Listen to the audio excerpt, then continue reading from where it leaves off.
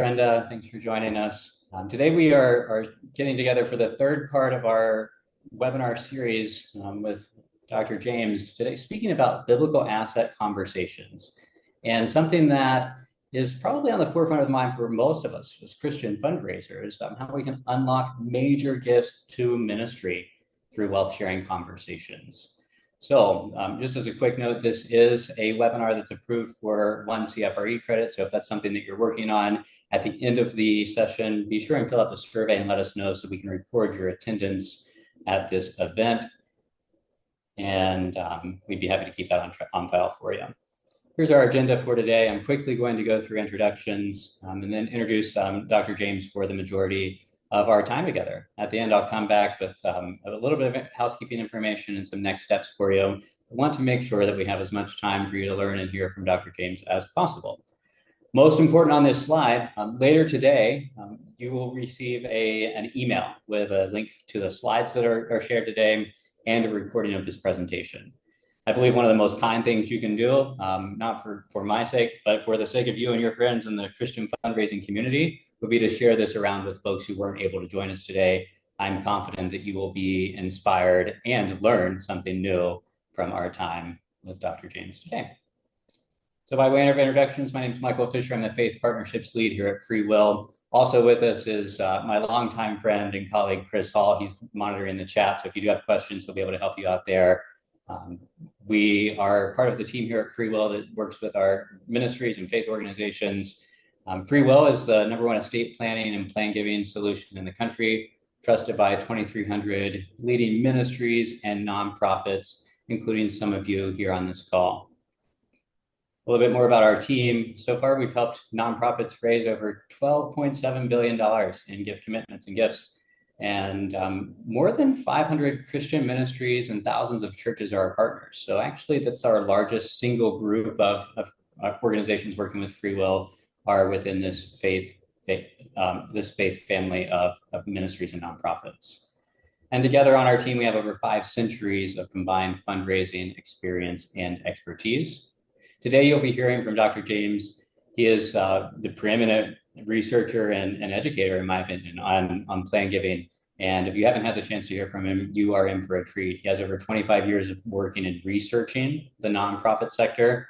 And we are tremendously thankful for him joining us and sharing with you today. So today I'm going to stop my screen share and hand it over to you, Dr. James. And thank you for joining us. I'll be back at the end.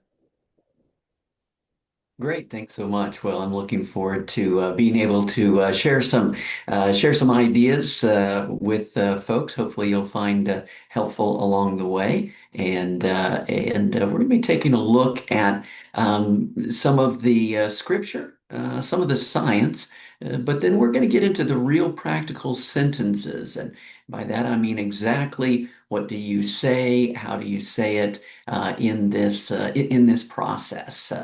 So we're going to be talking about how to have biblical wealth conversations that inspire major gifts of assets. So I'm a researcher, which means I'm going to start with a little bit of data.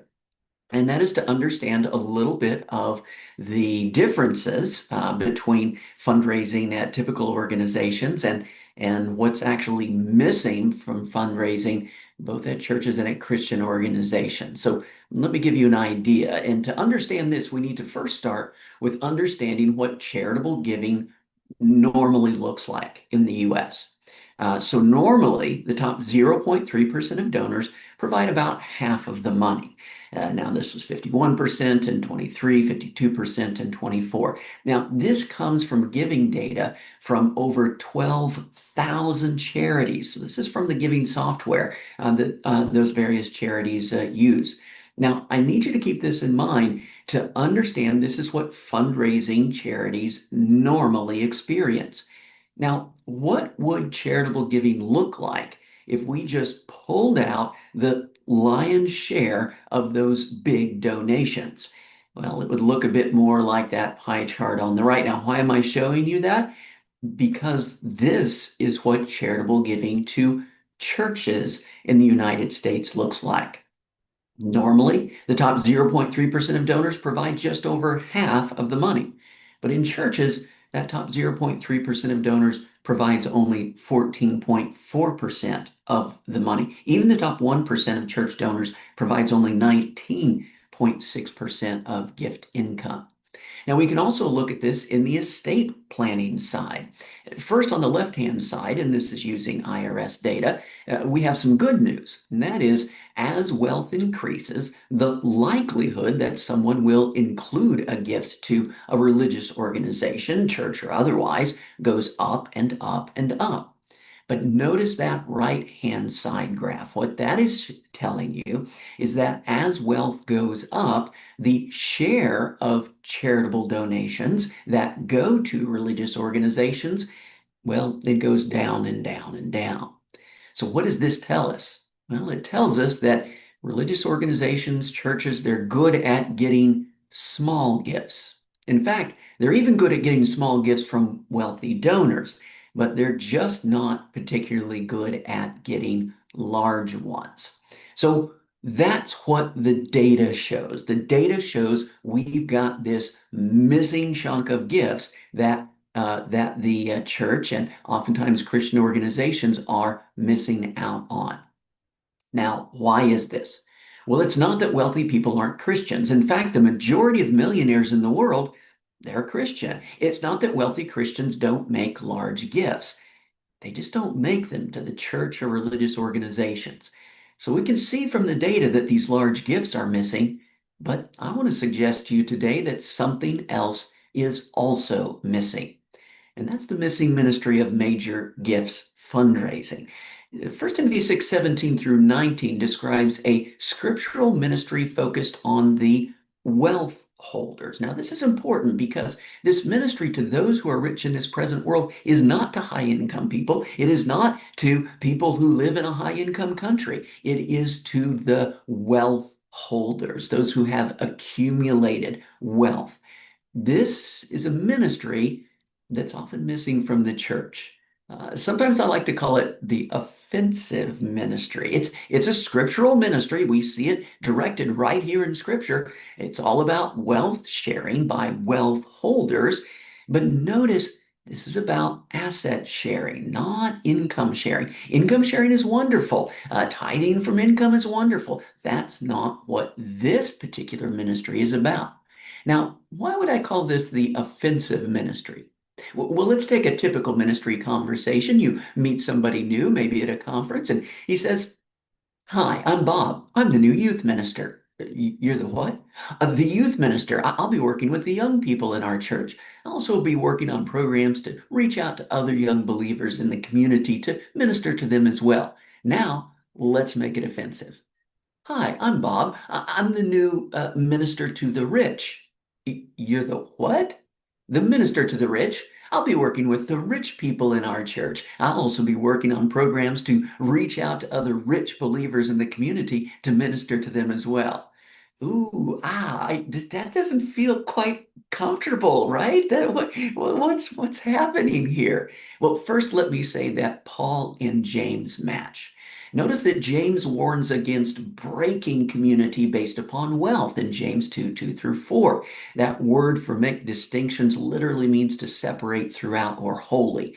Paul's special ministry to the wealth holders focuses on bringing the rich into community. By the way, this word for the fellowship community is koinonia. It focuses on bringing the rich into community, koinonia, through their sharing, koinonikus. And koinonikus is the word that's used in this passage for sharing.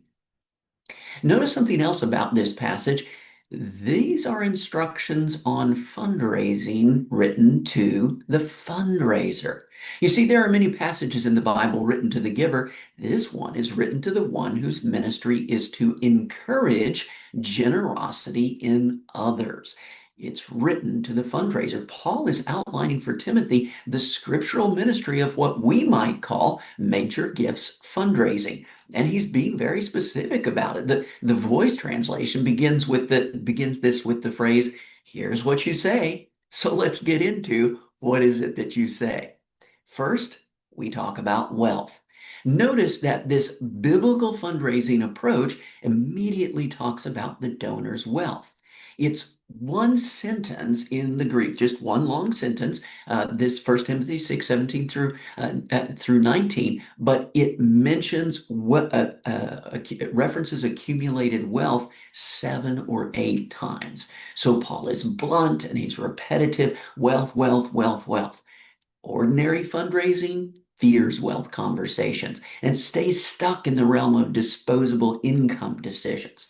Again, nothing wrong with income sharing. That's not what this ministry is about. Wealth is actually not money. Many people misunderstand this. Wealth is appreciated assets. Wealth sharing is not money sharing, it is asset sharing. We can look at this data from the Census Bureau, and if you want to know among the financial assets, excluding real estate here, but financial assets held by families, only 1 to 3% is held in cash or cash equivalents like checking, savings, money market deposit accounts, and similar. Everything else, it's all held in other assets, stocks, bonds, retirement accounts, life insurance, mutual funds, and so forth. Now, why is this powerful? Well, I want to suggest to you, and I'm going to show you some statistical evidence of this, that if you have somebody who already cares about your cause or ministry, the single biggest transformation you can make with that donor is to get them to consider their wealth, not just their disposable income, as donation relevant. Once we can get the donor to begin to think of wealth sharing, not just income sharing, it can be transformational for the wealth holding donor. Now, I've done a lot of data analysis on this, including a study of over 1 million nonprofit tax returns that showed raising money from non-cash assets predicts current and future fundraising success. If you're just raising money from cash, 5 years later, if you're still doing that, basically you're going to be just treading water when it comes to contributions. If instead you're also including gifts of non-cash assets and you're still doing that 5 years later, well, you are going to be doing much better. How much better? Here's a comparison of those cash-only organizations and the organizations that also receive gifts of securities as an example of asset gifts. Notice cash-only organizations 5 years later, on average, they're raising 11% more. That's identical to the combined inflation rate of this 5-year period. Organizations that are including gifts of assets, their rate of contributions growth is 6 times greater, a massive, massive difference. By the way, we're being sponsored today by Free Will. Thanks for that. And it's also important to keep in mind that the first time most people ever commit to a gift from their wealth, not their disposable income, is when they make that commitment in their estate plan. And notice what happens to their current giving after they add a charitable component to their estate plan. We see a 77% increase in charitable giving that is sustained 2 years later, 4, 6, even 8 years later. It is a lasting transformation once a donor begins to think of their wealth as donation relevant. That estate planning process, well, honestly, it starts exactly where Paul starts when he opens the wealth conversation with 1 Timothy 6. We've brought nothing into the world, so we cannot take anything out of it either. So let's talk about wealth. How do we do that? Share donor stories. But hey, don't just share donor stories. Go out of your way to make sure that you are sharing asset donor stories, setting that social norm of asset sharing, wealth sharing. You want to hear some examples of some asset donor stories? Well, we can take a look at Acts 2:45.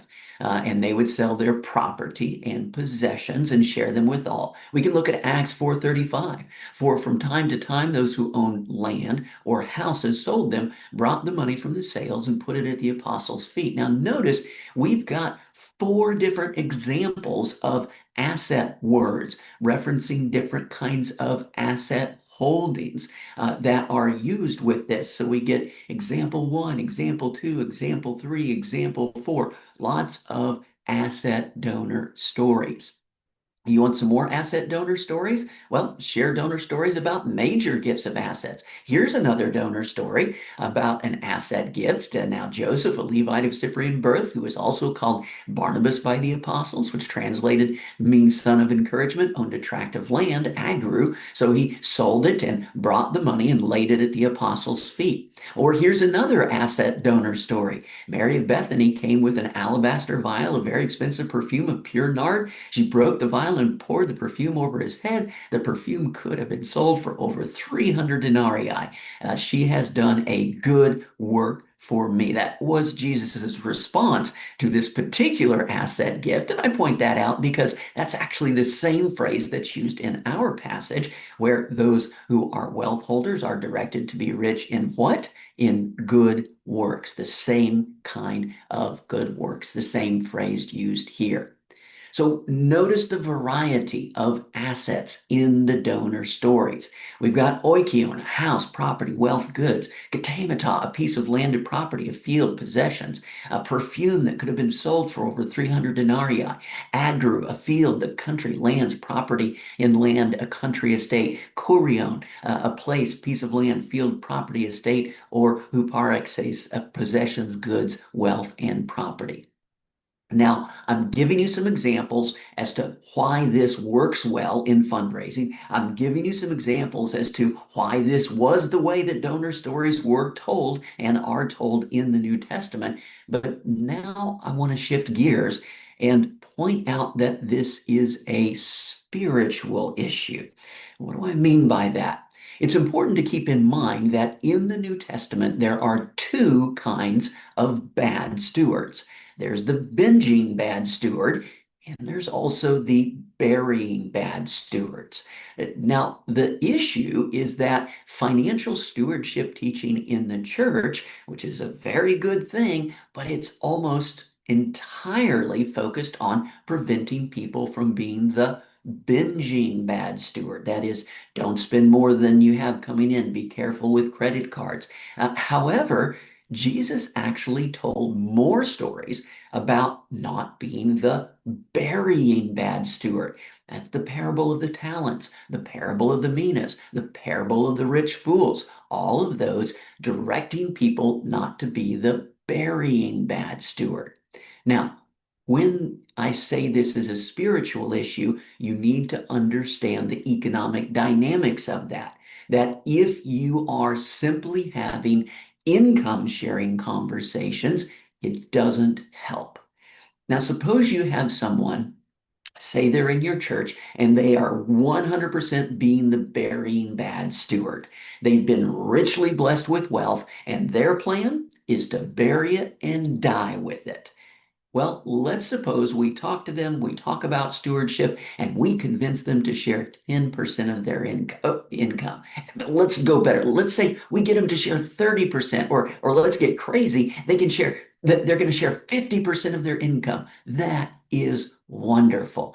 And how does it affect their buried wealth? It doesn't. At most, it slows the rate at which they will add even more wealth to their buried wealth. Notice we're not touching the spiritual issue because we're not talking about wealth sharing. Now, I'm really glad to see many folks here who are from different churches, because I can tell you, giving presentations at what we call plan giving conferences or groups around the country, I see fundraisers from every kind of nonprofit, except I almost never see folks from churches, no stewardship ministers, no executive pastors. And that, I think, is a problem, because this is a key spiritual issue to talk about assets, to talk about wealth and wealth sharing. And I know what many people approach this concern with is they don't want to talk about it because why? Because it's scary. I'm not comfortable talking to wealth holders about their wealth. Maybe I don't know anything about wealth management, or assets. I don't know all of this world of capital gains taxes, closely held stock, real estate trusts, private foundations, charitable trusts, and so forth. Well, let me mention a couple of things. Learning new things is required when reaching out to any new people group. And folks, we're not called only to minister to those who are like us. If I told you that your job was to minister to those in prison, do you think you might need to learn a little bit about prison life first? Yes. Same way if you were doing an international missions, you're going to learn about that person's situation, circumstances, culture, needs. It requires learning. By the way, the learning is free. I have 65 short animated videos that go through the whole world of planned giving. Those are all free. Just go to encouragegenerosity.com. It'll give you the link there. They're just on YouTube. By the way, everything else is free there. If you're interested in this topic, the books are free on the biblical fundraiser in modern practice, the biblical fundraiser in ancient words. I've got a new series for those who are wealth holders called Joyful Wealth Management, and even a brand new podcast from K-Love on joyful wealth management. So if you type in joyful wealth management on your favorite iTunes or Spotify app, you'll get that new podcast.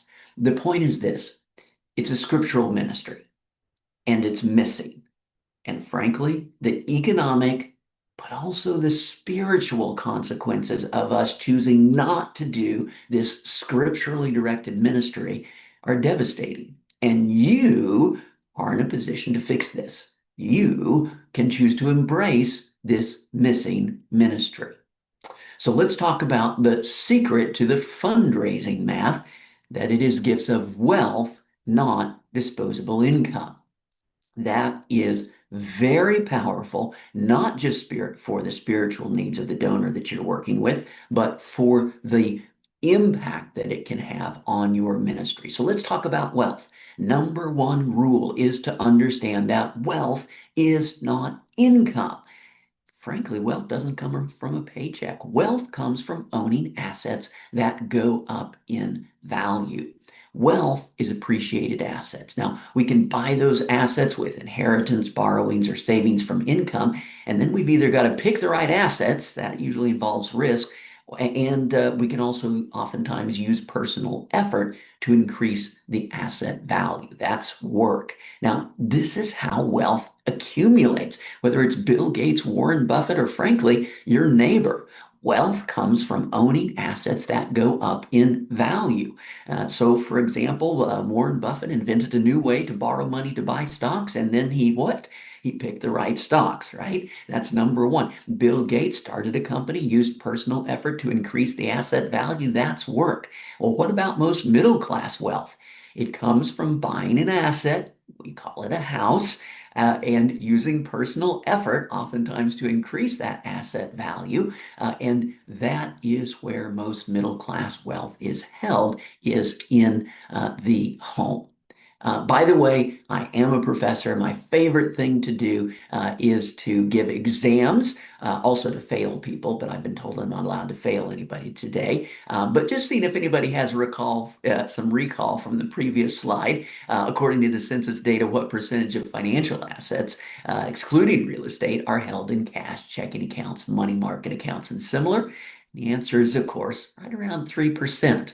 So wealth is a different money category. Now, this is important psychologically, and thanks for that, John. Good guess. You got it right. Asking for cash is asking from the small bucket. Asking for appreciated assets is asking from the big bucket. What we know from experimental and behavioral research is that large gifts are made possible by large reference points. This is a kind of a fun experiment. Just people walking into a grocery store were either asked about what's in your wallet or purse. Do you have cash, credit cards, or do you own stocks, bonds, certificates of deposit? People that were asked the second set of questions, they immediately spent 36% more on average on their shopping trip. Why? When you're reminded of your wealth, it changes your behavior. Now, that's particularly true when it comes to experiments with charitable giving. A small ask from a small category, that's fine. That's just a few pennies a day, a cup of coffee a day, that works. But a big ask from a small category doesn't work. For that, we've got to make a big ask from a big category. So you need to understand Which gift is more valuable? Is it a $10,000 check or $10,000 of stock shares? Well, one gift is more hassle for the nonprofit, but it costs the donor less because it avoids capital gains taxes. But it's also particularly powerful because one gift is likely going to be a disposable income sharing gift, whereas the other one is wealth sharing. If gifting comes from a tiny category, which is usually the checking account, future gifting tends to stay tiny. But appreciated assets, that's where wealth lives. It can make a dramatic impact once we are engaging in wealth sharing transfers with the donor. This comes from a behavioral finance concept called mental accounting. Of course, in math, a dollar is a dollar, but in story, people put labels on money and then treat the dollars differently based upon those labels. And we see this in experimental research. When a new category becomes donation relevant, giving goes up. You can think of it this way, right? After the first gift, think of the first time you had some extra furniture or clothing. Maybe you were moving, and you decided to make that as a gift to a charity shop. From that point forward, what comes to mind when that same situation comes up? The charitable option. It's the same idea here. The first time a donor makes a gift of stock or some other appreciated asset and realizes, wait, I don't have to pay those capital gains taxes if I donate it instead of selling it first. What's going to come to mind the next time they're looking at a big sale event? That same charitable option. Very powerful to get that first gift of an asset. So, how do we start this? We want to listen for upcoming sales and retirements, even inheritances. We want to be a resource. I help our donors give smarter. How do you do that? Share a story. Donor stories can include stocks, bonds, real estate, or businesses. We can have just as much variety as we see in the 6 different examples that we see from the New Testament of asset donor stories. Mindset matters. Gifts from disposable income stay small. Once a donor begins to think of their donations as something that comes from wealth, things can really change. So let's talk about some of the story elements of having these conversations. I often talk about story in terms of advancing the donor's hero's journey or advancing the donor hero story. But beyond that story, we also need to have the right setting. You see, in story, setting matters. It creates expectations and appropriate behaviors, right? If we're in the fantasy realm, we're open to fantasy events. If we're in the Old West, we expect Old West things. Now, this makes a difference because our question is, are we having donation conversations that are set in the land of wealth sharing? Again, typical gifts, those are income sharing gifts, but major gifts, ones that really move the needle, those are wealth sharing gifts. So we want to establish the setting. We want to get donors to talk about their wealth. Talk about their assets. Wealth is held in businesses and in investments. This encourages generosity. It also reveals capacity. Assets, it can reveal plans to buy or sell, acquire or retire. And those create opportunities for creative solutions, which is what we can provide for the table. I often talk to people about the fundraiser archetype in the story. In the universal hero story, a guiding sage will help the hero by challenging them to leave behind their small, self-focused world and instead go on a costly and risky journey to impact the larger world, which is the role that fundraisers can play. The guiding sage gives advice, planning, and guidance, will introduce the hero to friends and allies that help them complete that journey of impact, and often provide a magical instrument or weapon.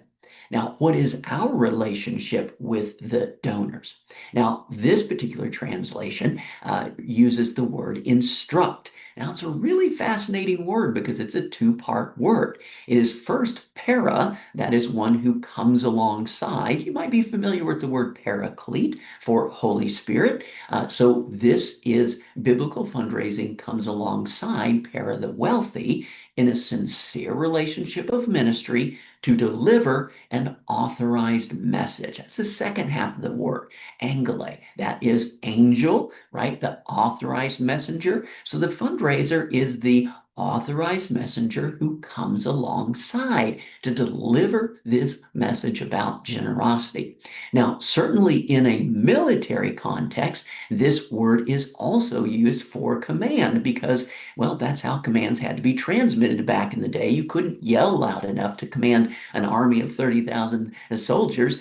Commands had to be passed along the ranks, and so you would get an authorized message that from someone who came alongside you. Now, in your ministry context, I'm guessing that a military context of command is likely not your context. And in fact, in his own fundraising appeal, Paul explicitly writes, I am not saying this as a command. So we're probably coming alongside with that authorized message more in the frame of an advisor or one that is giving guidance and direction, which is also a use of this word. Now, here's why that's important.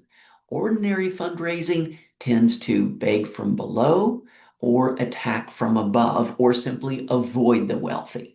Remember, we're not begging from below when it comes to the wealth holder, and we're not attacking from above. Well, you better be giving more. You probably exploited people because of our evil capitalist system. That's not what we're doing here. We're not avoiding the wealthy. Oh, I don't know. I'm nervous to approach them. I don't know about their world. No, no, no, no. We come alongside with that authorized message about creating good works and sharing. Now, that kind of advising pairs with major life investment gifts. Begging, that pairs with almsgiving. That is small gifts, and that's not what we're talking about here.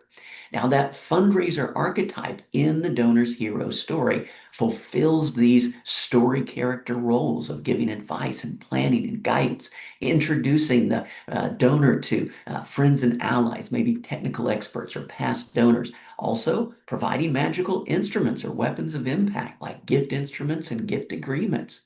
Now, Socratic inquiry, asking questions, reveals what fits each donor's specific journey. For major gifts, the guiding sage fundraiser should go beyond that to ask about assets. If you want to know how to ask questions that reveal what fits each donor's specific journey, well, that's my book, The Socratic Fundraiser, which again is free at encouragegenerosity.com, including the audio version if you prefer listening to it that way. But today we're talking about how to create that setting of wealth sharing. We want to have these asset conversations, create this setting, uncover capacity, reveal opportunities for creative solutions, and ultimately leads to the next meeting to share those creative options. What do I mean with creative solutions? Well, I teach 2 semester-long graduate courses online about all of the different charitable solutions. We won't dive into all of them today, but whatever the scenario is, you've heard the term, there's an app for that. Well, there's also a charitable solution for that. Whether a donor is planning to sell an appreciated asset, or they're not planning to sell appreciated stocks, or they're getting ready to retire, or they're taking retirement account distributions. Maybe they've got a big income spike. Maybe they can't use tax deductions. Maybe they have kids who don't want to take over the farm or the vacation home. Maybe they've got estate tax issues, or maybe all their wealth is tied up in illiquid assets. We can come alongside and show them opportunities to use these instruments to accomplish their philanthropic goals. Ultimately, our goal for that initial conversation is this: to lead to the next meeting at which we can share these creative options.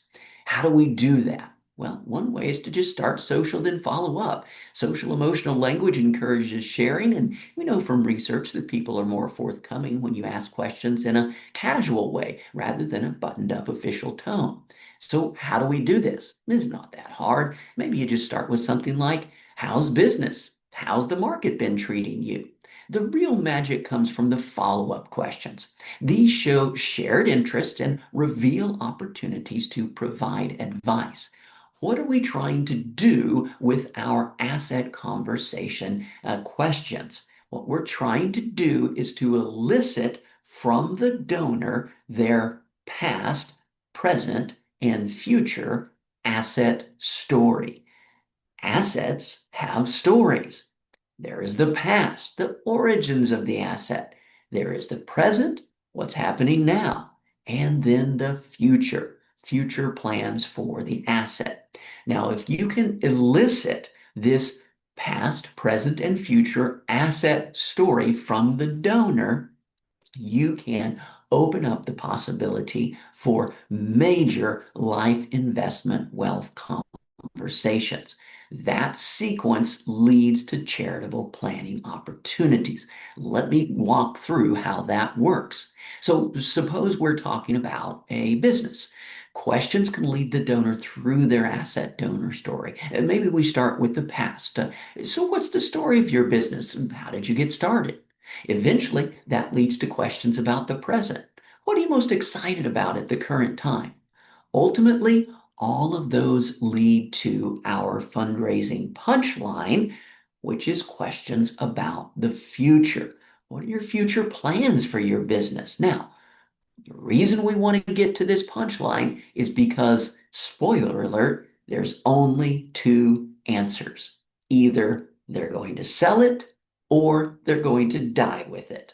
Those are the only two answers. And both of those provide amazing opportunities for philanthropic conversations that can involve many of these planning instruments that help people to give smarter with their assets.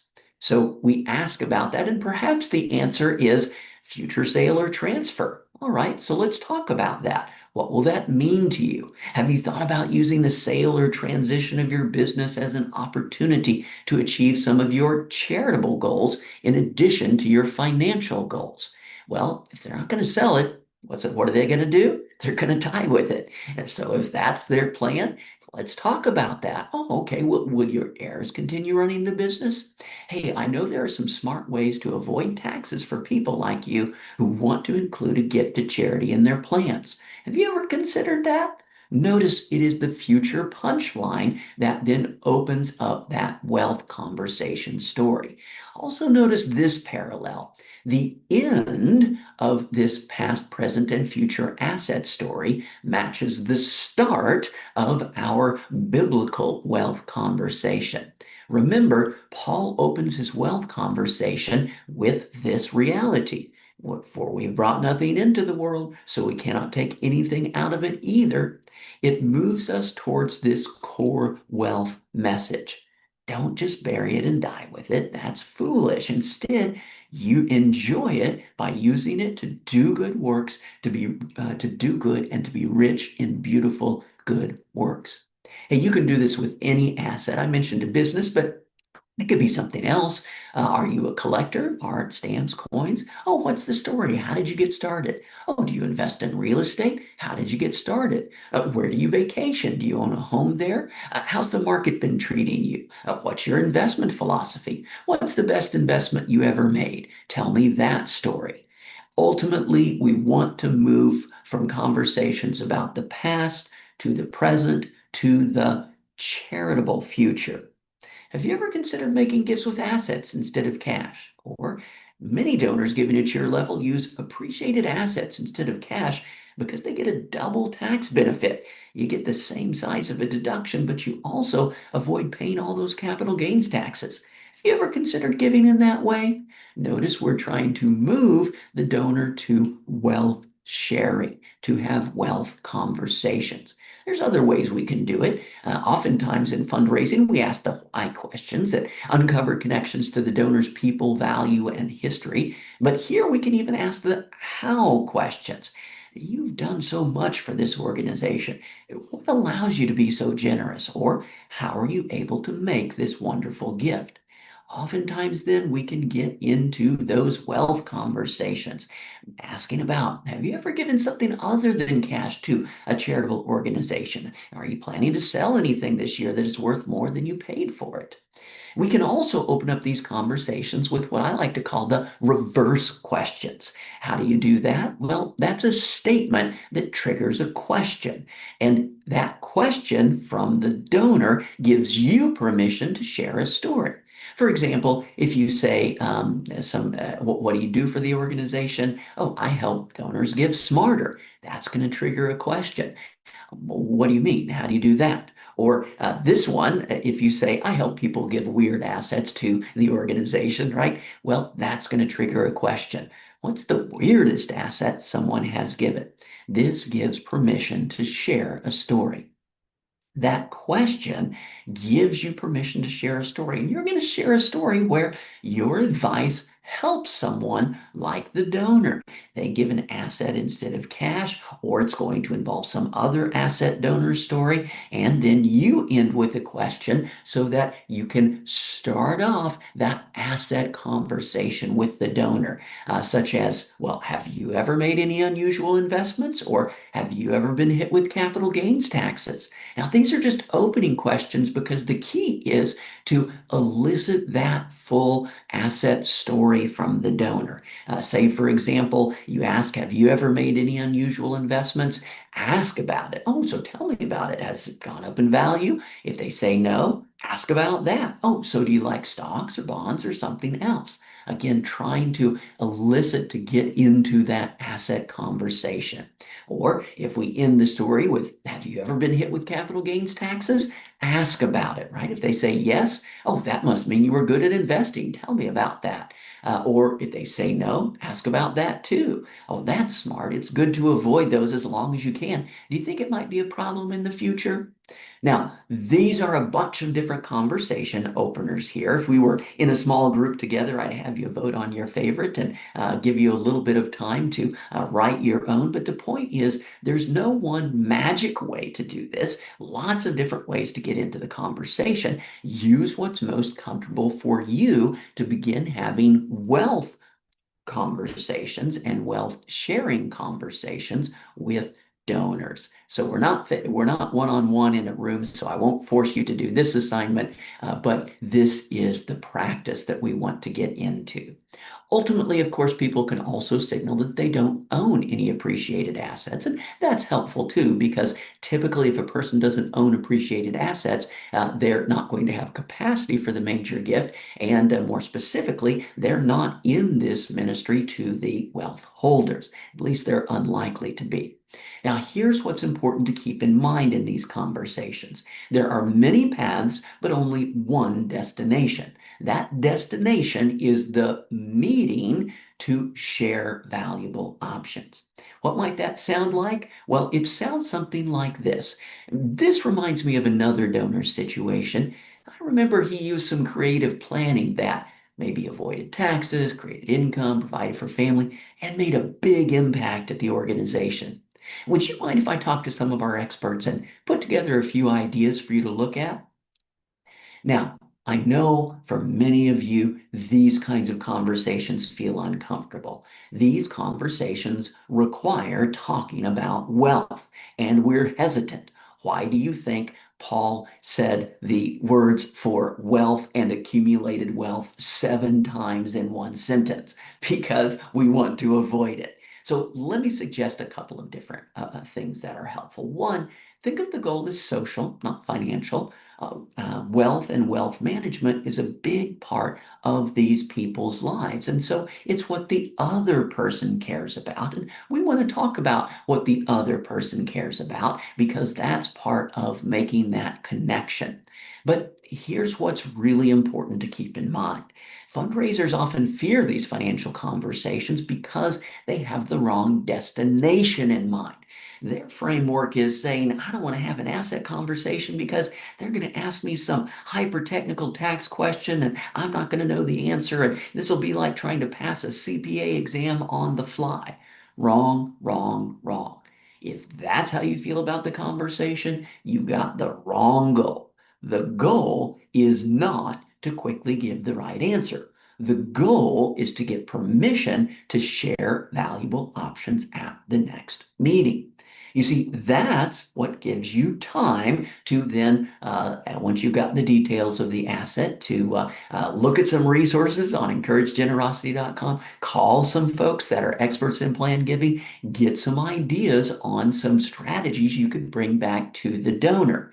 If that donor in the initial conversation asks you a hyper technical question, that's wonderful. Why? Because it's another reason to have that next meeting. Well, that's a great question. I want to talk to some of our experts. Make sure you get the best answer to that. If you wouldn't mind, would you like to get together in a couple of weeks and I can present those options for you, see if anything is of interest, right? Ultimately, we're leading to something like this statement.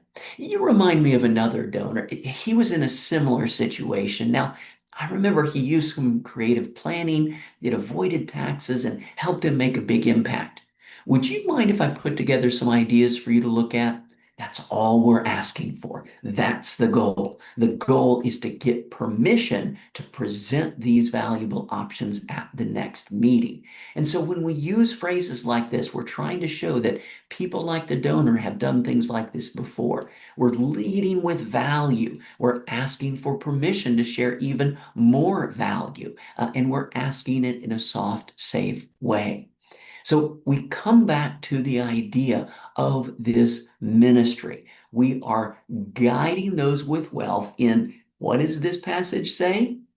Well, it says God who richly supplies us with all things for the purpose of enjoyment. And how do we enjoy it? By using it to do good, to be rich in good works, to be generous and ready to share, storing up for themselves the treasure of a good foundation for the future. We have good things to share with them.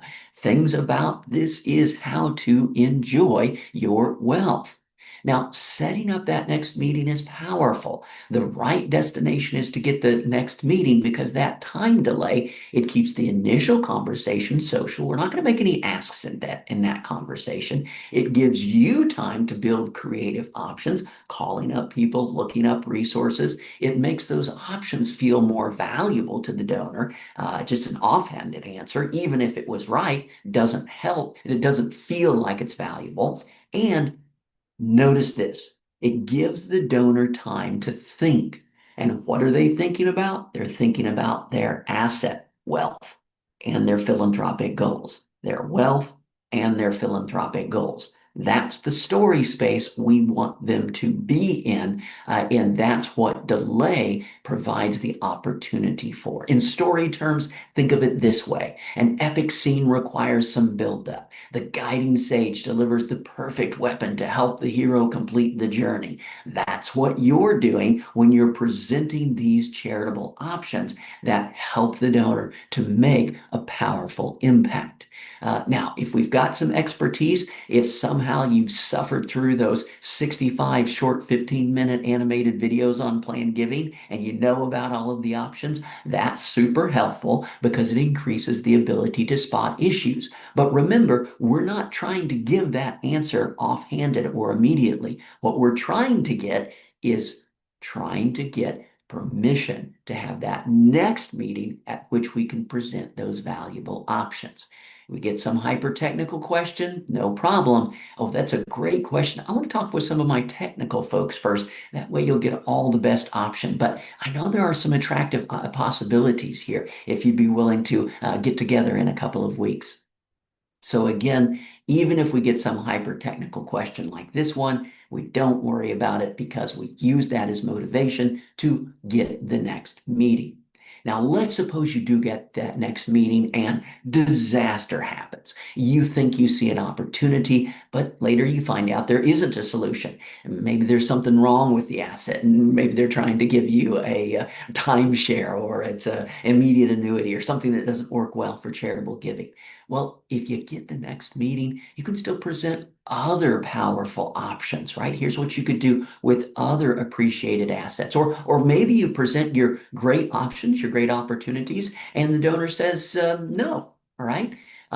What's very powerful about that is that you've still shared some useful options. Notice you've changed the relationship because you're not there just to ask, ask, ask. Now you changed your story character role where you are there to provide advice and guidance and ideas. You're becoming that guiding sage for the donor. And don't worry too much about the no, because setting is a place and a time. And today might not be the right time for the donor, and that's okay. Because once we have had that presentation meeting and they understand this world of wealth sharing, well, times change. And the right time might not be today, but it might be later. Maybe when an investment or business is about to be sold. Maybe when they're doing end of life planning. Maybe when a new project at the organization arises.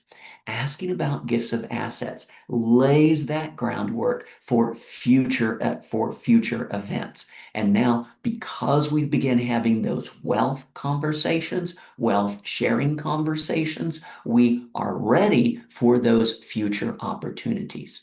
There's other ways to do this. We can use a gift menu in conversations, just as we saw the menu of what was it, 6 different Greek words for assets in those donor stories from the New Testament. Oh, we can use a bunch of words for a bunch of different assets as well. Now, I help donors like you give smarter. Now, usually this involves gifts of stocks, real estate, life insurance, retirement accounts. The tax benefits can be much larger. Have you ever considered other types of gifts like these? What options would you be interested in knowing more about? Now, of course, we can do this one-on-one in a conversation. We can also do this in a menu or survey, response card, or a website, because if they click or check the box just to receive some information, notice what that does. It tells us, one, they have that asset, and two, they're kind of thinking about doing something charitable with it. Wow, that's somebody we want to be having conversations with. So when they check on how to save taxes with gifts of stocks or bonds, or top tax tips for gifts of real estate, tax smart giving from a retirement account, giving smarter with closely held businesses, how to avoid estate taxes with charitable planning, all of those are revealing that they're holding the asset and they're thinking about doing something charitable with it. We use menus in our asset giving donor stories. So we're not only using menus directly, but when we share our donor stories, we want to, as much as possible, share donor stories that include the asset sharing component. What was it that they gave? Let's give a lot of different examples. Maybe shares of stock, maybe real estate, maybe other business interests, whatever it might be. We want to have variety in our asset donor stories. There's another way we can get into these conversations, by the way, and that is we can ask for opinions. How do we ask for opinions about asset giving? Well, we justify the task, we ask for permission, and then we ask for those opinions. So, for example, this. We've noticed that other charities receive more of their gifts from stocks and real estate. We're trying to figure out why. Do you mind if I ask a few questions about your thoughts on this? Then, well, what's the likelihood you would ever consider making a gift of stocks or bonds, a gift of real estate, gift in a will, gift of cryptocurrency, artwork, or oil rights? What have you heard about the extra tax benefits from donating assets instead of cash, or leaving estate gifts from an IRA or 401k? So notice we're getting into these asset giving conversations. Believe it or not, you can even change the asset giving conversation after the gift decision. Here's a story from Chiri and Koshi. He shares, I had a donor on the phone. He said, I'm going to send you a check for $2,000. I said, Jim, is there any chance that you have stock that is worth $2,000? He said, yeah, absolutely, but I don't want to sell that stock. I said, take the cash, go buy that exact same stock. Then send us the old shares worth $2,000. Now you have stepped up basis. That highly appreciated stock now starts at zero for capital gains tax purposes, and you get a charitable deduction as well. He asked, I can do that? I said, yeah. The next day, we received a stock gift of $10,000 from the donor. Notice in this story, Cherian didn't ask for a different size of a gift. He asked for a different kind of a gift. He asked for an asset gift. In other words, He asked for a wealth sharing gift. Now, if you're writing that check out of your checking account, $2,000 seems like a really substantial gift, but you're pulling that from your wealth portfolio? Wow, feels like it could do a whole lot more. Maybe in this case, 5 times more. Can see how powerful this is. We can even change the setting after the estate gift decision. Here's what Johnny Hayes suggests. If you plan to leave something to charity in your estate plan, could I share with you a way to make sure the best assets are used for the gift to minimize the loss in taxes? We can even change the setting after the pledge decision. I can't thank you enough for this tremendous commitment to our charity. When I come back to finalize the details of how you want to allocate the gift, I'll bring a colleague who specializes in putting together gifts to maximize the tax benefit for you. Let me end with this. I know the idea makes sense, but the execution can be daunting. To shift from the easy conversation, cash, cash, cash, income sharing, to the hard conversation, it's scary. But as Cherian writes, this is what you need to do. What this really means is being the donor's helper in this conversation. It's a different role. We're not just there to ask, ask, ask. We oftentimes reject the cash, ask for the asset to help the donor. It means we're taking on more administrative hassle unless they run it through a donor advised fund, but we're there to provide guidance, wisdom, and counsel as the donor's guiding sage. Well, folks, that is a whole lot in a short period of time. I do want to mention that all my books, videos, slide decks are free at encouragegenerosity.com.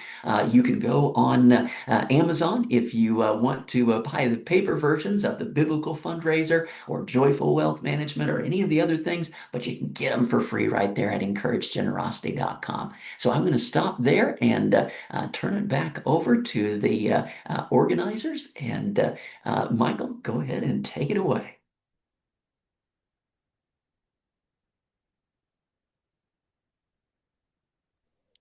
Well, thanks, Russell, so much for joining us today. And thank you to each of you for your time. I am confident that you have had the opportunity to feel inspired and to learn something, as have I. Highly recommend picking up a copy of the Biblical Fundraiser. This is something that I personally would have loved to have had when I first started out as a fundraiser for international missions organizations. Have the blessing of reading this already, and I highly suggest that you check out the podcast and all of Russell's materials on his website. Russell, thanks so much for joining us today. Your work continues to shape the way that we inspire and think about stewardship, and we're grateful for your generosity in walking us through the material.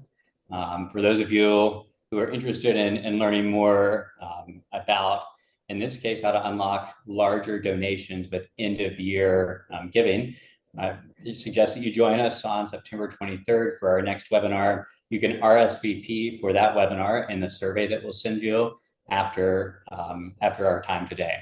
There's also a question in that survey if you are interested in learning more about how we at Free Will work with ministries of all different sizes to help execute on some of the tactics that Russell talked about today.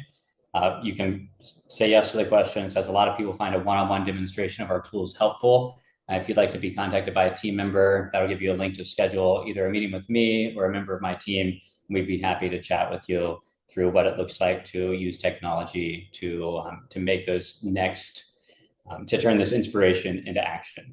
Before we leave, let's close in prayer together. God of all, thank you for the privilege of living out our faith in the work that you've called us to do. Thank you for the opportunity to serve and to invite others into generosity, and to see your kingdom be advanced and grown through the resources that you have entrusted to your people. Today, we ask for your wisdom, your courage, and your faithfulness as we carry out this calling. May everything that we do bring honor to you and reflect your name into the world. And it's in Jesus' name we pray. Amen. Thanks for joining us today, everyone. Go in peace.